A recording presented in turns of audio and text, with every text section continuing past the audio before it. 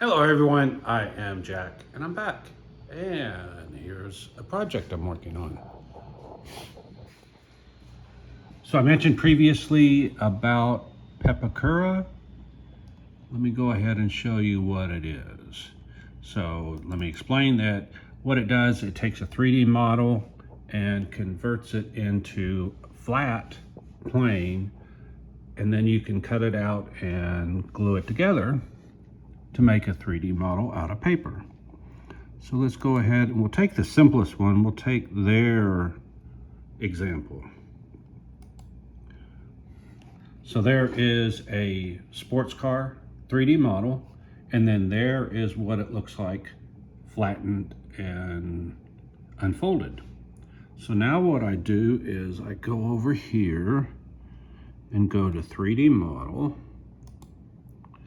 go down to folding, unfolding animation. Now it's Control-Shift-A is a shortcut, but I don't remember shortcuts because I use so many different software packages. So I go ahead and say, hey, why don't you animate how this thing works?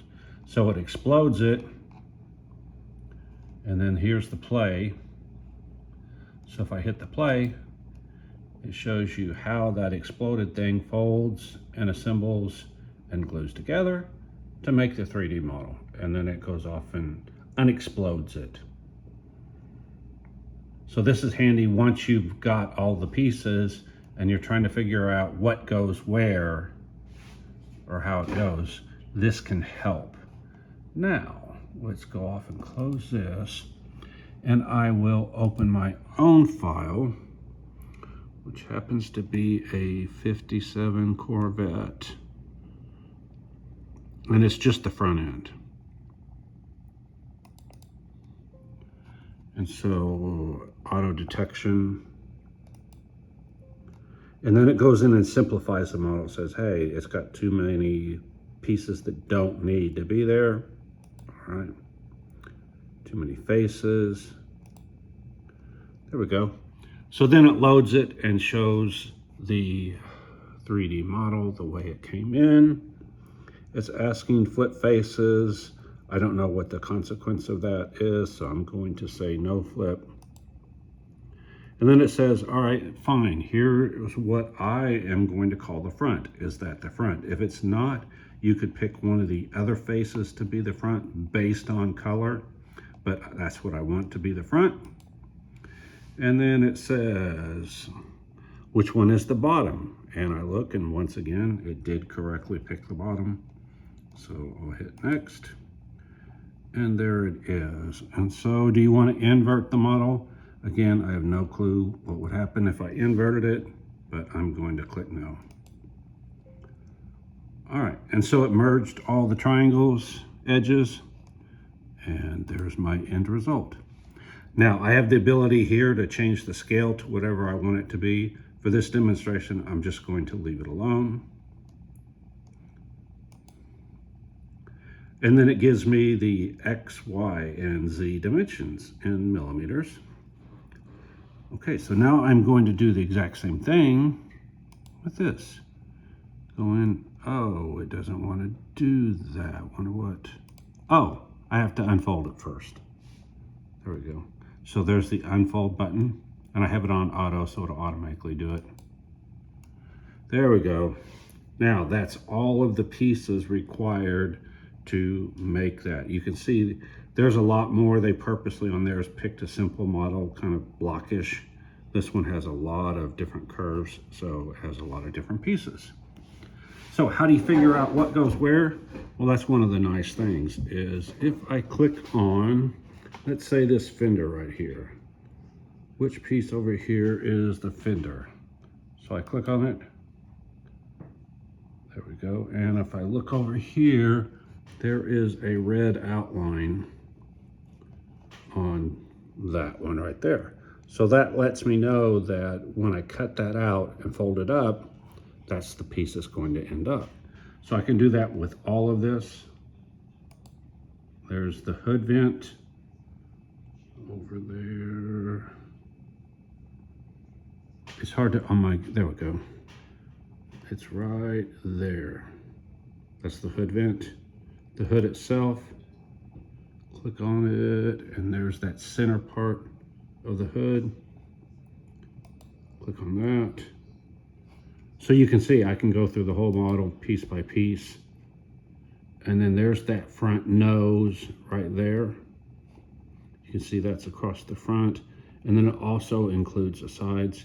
And then I can take the mouse button and move this around and see where that goes. You can do the opposite as well. So if I see this and I go, what the heck part is this? I click on it and I look over here and it highlights what that piece is. So that's the piece in between the hood and the windshield, and then the pieces that go along the side as well. So let's see. So what I did was I had all of this, took all of this, and I had it printed to the scale I wanted. I wanted a 4-foot model, 4 foot wide, I think. Yeah, 4 foot wide. It ends up being 3 foot deep and about 3 foot tall, approximately, or whatever. So once I've done that, then I went out and had it printed, and they could only do it in paper. I would have wanted it in something stiffer like cardstock or something like that, but they just couldn't print something that big in cardstock, the shops I called locally. So I said, I'll go ahead and try it in paper and see what happens. And this is what happened. This is the front fender and headlight. So you can see there's the headlight. And you can see that because it's paper, it's pretty flimsy, but I can come in from the back and push it. So I just used Elmer's glue for most of them, but in some cases there were edges that just butted up against each other with no tab. What it does is it makes tabs, and you can change the size, shape of the tabs. So you can see right here, there's the piece, and the dotted lines are where you fold it. The solid lines are where you actually cut it. So if we look at this, it gives me the general idea. I'm going to have to do some stuff to stiffen it up and round it and all that stuff, but it's a start. So my goal is to take this, put some kind of framework underneath it. I will probably use foam. What do they call it? I forget what it's called. Anyways, the thin foam sheets that you can get. I get them at Walmart. Okay, and let's see. So then I said, well, what do I need next? And so I looked at the model and said, well, I want to get this front area here. So right there. So I click on this and I come over here and I see, there's the piece. Now, the deal with Pepakura is that it does not save the model when you use the free version. May or may not matter to you. Where it will matter is that if you shut it down and you recut it, it may not cut exactly the same, which is what happened here. So it did not cut the same. It used to be $40, now it's up to $70. But if you're going to use this much, it's definitely worth paying the money so that you don't have to redo this and end up with a model that doesn't match what you got printed. All right, so I found that. This doesn't look exactly like it. On the other one, it does. And if you look, that is the piece. So I roughly cut it out, and then I'll have to go back in and cut it. It's tedious to cut this and fold it, so I didn't do it. Exactly, I'm going to do it.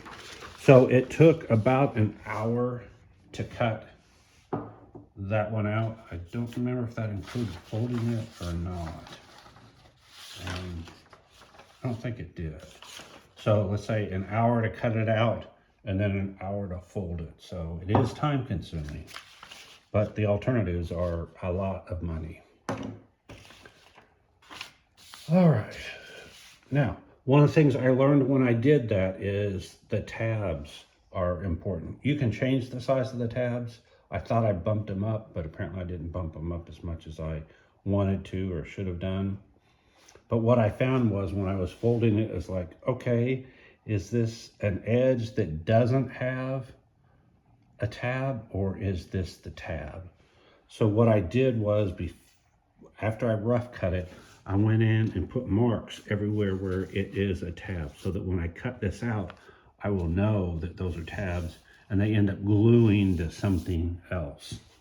So all along here, you can see the marks.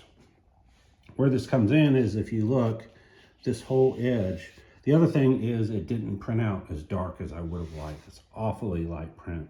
I don't know how to fix that. I thought I widened the print in Pepakura before I had it printed out, but it came out light. It came out light on the screen. I thought, oh, well, maybe it won't be as light in real life. Well, if you use it, whatever you see on the screen is what you're going to get on the paper. So again, I wish these would have been darker. But if you look, you can see right there is a tab. And the way I know it's a tab is because of the V there. So wherever I saw a V, I said, okay, that thing must be a tab. And it folds there. And eventually it's going to fold there. That's got to be cut all the way to there. I didn't cut it. And then this dotted edge will line up with that solid line all the way across here. So this will fold and come up like that. So again, I've got about an hour of going in and cutting this, and then an hour of gluing it together. And then I will have part of that front end as a 3D assembly.